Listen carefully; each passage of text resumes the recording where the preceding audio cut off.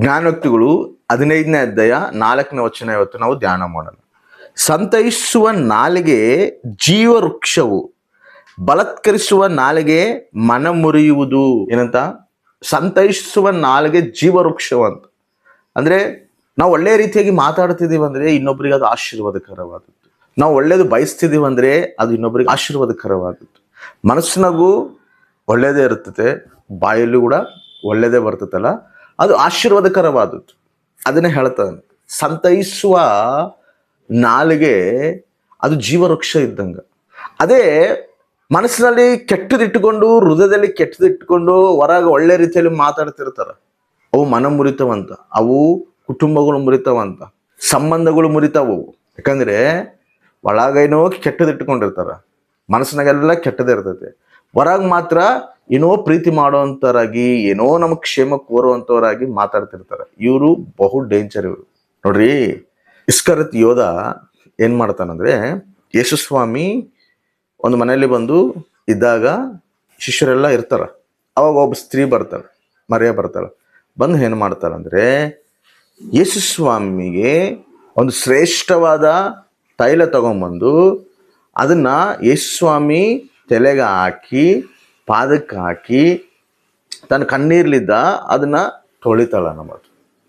ಈ ವ್ಯಕ್ತಿ ಇಸ್ಕರಿಯೋತ ಯೋಧ ಅಲ್ಲೇ ಕುಂತಿರ್ತಾನ. ಏನ್ ಮಾಡ್ತಾನಂದ್ರೆ, ಅರೇ ನೀನು ಇಷ್ಟು ಬೆಳೆಯುಳ್ಳ ತೈಲ ತಗೊಂಬಂದು ನೀನು ಹಾಕಿಯಲ್ಲ, ಅದನ್ನೇ ನೀನು ಬಡವರು ಕೊಟ್ಟಿದ್ರೆ ಚೆನ್ನಾಗಿರ್ತಿತ್ತಲ್ಲ ಅಂತೇಳಿ ಹೇಳ್ತಾನ. ಅಂದ್ರೆ ಬಡವ್ರ ಮೇಲೆ ಏನೋ ಇತ್ಗ ಒಂದು ಒಳ್ಳೆ ಕಾಳಜಿ ಐತೇನೋ, ಅವ್ರನ್ನ ಆಧರಿಸ್ಬೇಕನ್ನೋ ಒಂದು ಮನಸ್ಸು ಈ ಇಸ್ಕರಿಯೋತ ಯೋಧಗ ಐತೇನೋ ಅನ್ನೋ ರೀತಿನಲ್ಲಿ ಅಲ್ಲಿ ಮಾತಾಡ್ತಿದ್ದಾನ. ಅಲ್ಲಿರುವಂತ ಶಿಷ್ಯರೆಲ್ಲರೂ ಮೌನವಾಗಿದಾರ. ಆದ್ರೆ ಇಸ್ಕರಿಯೋತ ಯೋಧ ಮಾತ್ರ ಮಾತಾಡ್ತಾನೆ. ಆಕಿ ಹೇಳ್ತದಾನ, ನೀನ್ ಎದಕ್ಕಿದು ವೇಸ್ಟ್ ಮಾಡಿ, ಅದನ್ನೇ ನೀನು ಮಾರಿದ್ರೆ ಒಂದು ವರ್ಷಕ್ಕಾಗಷ್ಟು ದುಡ್ಡು ನಿನಗೆ ಬರ್ತಿತ್ತಲ್ಲ, ಅದನ್ನ ತಗೊಂಡೋಗಿ ನೀನು ಅನಾಥ ಮಕ್ಕಳಿಗೆ ಯಾರಿಗಾದ್ರು, ಇಲ್ಲದ್ರೆ ಬಡವರಿಗೆ ಯಾರಾದ್ರೂ, ಇದ್ರ ರೋಗ ಇರೋರಿಗೆ ಯಾರಾದ್ರೂ ನೀನು ಕೊಟ್ಟಿದ್ರೆ ಅದು ಚೆನ್ನಾಗಿರ್ತಿತ್ತಲ್ಲ ಅಂತ ಹೇಳಿ ಹೇಳ್ತದಾನ. ಅಂದ್ರೆ ಅವ್ರ ಮೇಲೆ ಎಷ್ಟು ಕಾಳಜಿ ಐತೇನೋ ಅನ್ನೋ ರೀತಿನ ಹೇಳ್ತದಾನ. ಆದ್ರೆ ನಿಜವಾಗ್ಲೂ ಆ ಮನಸ್ಸು ಇಸ್ಕರಿಯೋತ ಯೋಧಗೆ ಇಲ್ಲ ಅಂತ. ಏನಂತ ಐತ ಅಂತ ಹೇಳಿದ್ರೆ, ಇಸ್ಕರಿಯೋತ ಯೋಧದಲ್ಲಿ ಆ ಹಣದ ಚೀಲ ಇಸ್ಕರಿಯೋತ ಯೋಧದಲ್ಲಿ ಐತಂತ. ಆ ಹಣವು ಇಸ್ಕರಿಯೋತ ಯೋಧ ಚೀಲದಲ್ಲಿ ಬರ್ಬೇಕು, ತಾನು ತಗೋಬೇಕು ಅನ್ನೋ ಆಸೆಲಿದೆ ಹೇಳ್ತದಾನ. ನೋಡ್ರಿ ಅದನ್ನ, ಯೋಹಾನ ಸುವಾರ್ತೆ 12ನೇ ಅಧ್ಯಾಯ 4ನೇ ವಚನ. ಆದರೆ ಆತನು ಶಿಷ್ಯರಲ್ಲಿ ಒಬ್ಬನು, ಅಂದರೆ ಆತನನ್ನು ಹಿಡಿದುಕೊಳ್ಳುವುದಕ್ಕಾಗಿ ಇಸ್ಕರಿಯೋತ ಯೋಧ ಎಂಬವನು ಆಕೆ ಈ ತೈಲವನ್ನು 300 ಹಣಕ್ಕೆ ಮಾರಿ ಬಡವರಿಗೆ ಕೊಡಲಿಲ್ಲ ಅಂದನು. ಅವನು ಬಡವರಿಗೋಸ್ಕರ ಚಿಂತಿಸಿ ಇದನ್ನು ಹೇಳಲಿಲ್ಲ. ಅವನು ಕಳ್ಳನಾಗಿದ್ದು ತನ್ನ ವಶದಲ್ಲಿದ್ದ ಅವರ ಹಣದ ಚೀಲದಲ್ಲಿ ಹಾಕಿದ್ದನ್ನು ತಕ್ಕೊಳ್ಳುವವನಾಗಿದ್ದರಿಂದಲೇ ಹೇಳಿದನು. ಏನಾಯ್ತಂತ?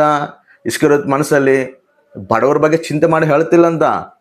ಎದಕ್ಕೆ ಹೇಳ್ತಾನಂದ್ರೆ, ಆ ದುಡ್ಡು ಅವನ ಚೀಲದಲ್ಲಿ ಬಂದಾಗ ಅದನ್ನ ಇವನು ಕಳ್ಳತನ ಮಾಡ್ಬೇಕಂತೇಳಿ ಮನಸ್ಸುಳ್ಳವನಾಗಿ ಹೇಳೋಣ. ಅಂದ್ರೆ ಮಾತು ಹೇಳ್ತಿರೋದೇನೋ ಒಳ್ಳೆ ಮಾತು ಹೇಳ್ತಾನ, ಆದ್ರೆ ಒಳಗೆ ಮಾತ್ರ ಕೆಟ್ಟದಿಟ್ಕೋಣ. ಈ ರೀತಿ ತುಂಬಾ ಮಂದಿ ಹೇಳ್ತಾರ. ನಮ್ಮ ಹತ್ರ ಏನೋ ಮೇಲೇನೋ ಏನೋ ನಮ್ಮ ಬಗ್ಗೆ ಕಾಳಜಿ ತಗೊಂಡಾರ, ಆ ರೀತಿಯಲ್ಲಿ ಮಾತಾಡ್ತಾರ. ಆದ್ರೆ ಒಳಗೆಲ್ಲ ಕೂಡ ನಮ್ಮ ಬಗ್ಗೆ ಕೆಟ್ಟದಾಗೆ ಇರ್ತತೆ, ನಮ್ಮನ್ನ ನಾಶನ ಕೋರ್ಬೇಕಂತ ಇರ್ತತೆ, ನಮ್ಮನ್ನ ಕೀಡು ಕೋರ್ಬೇಕಂತಾನೆ ಇರ್ತತೆ. ಒಂದು ಸೇವೆ ಮಾಡ್ತಿದ್ವಿ ಅಂದ್ರೆ ಹೊರಗೆ ನೋಡಿದ್ರೆ ಚೆನ್ನಾಗಿ ಸೇವೆ ಮಾಡ್ರಿ ಬ್ರದರ್, ಚೆನ್ನಾಗಿ ಸೇವೆ ಅಭಿವೃದ್ಧಿ ಆಗ್ಬೇಕು ಬ್ರದರ್ ಅಂತ ಹೇಳ್ತಾರೆ. ಆದ್ರೆ ಹಿಂದೆ ಮಾತ್ರ ಇವ್ರ ಸೇವೆ ಅಭಿವೃದ್ಧಿ ಆಗಬಾರ್ದು, ಇವ್ರ ಸೇವೆ ನಾಶನ ಆಗಬೇಕು. ಆ ರೀತಿಯಾಗಿ ಮನಸ್ಸು ಒಳಗೆ ಇಟ್ಕೊಂಡಿರ್ತಾರ.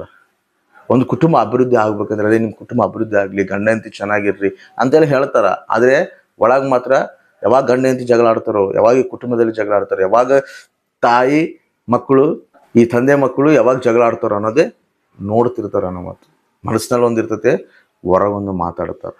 ಇದರಲ್ಲಿದ್ದ ಏನಾಗ್ತದಂತ, ಮನ ಮುರಿತತೆ, ಕುಟುಂಬಗಳು ಮುರಿತವ, ಬಂಧಗಳು ಮುರಿತವ. ಅದೇ ಮನಸ್ಸಿನಾಗೂ ಯಥಾರ್ಥ ಇದ್ದು ಹೊರಗೂ ಯಥಾರ್ಥ ಬಂದ್ರೆ ಅದು ಆಶೀರ್ವಾದಕರವಾಗಿರ್ತದೆ.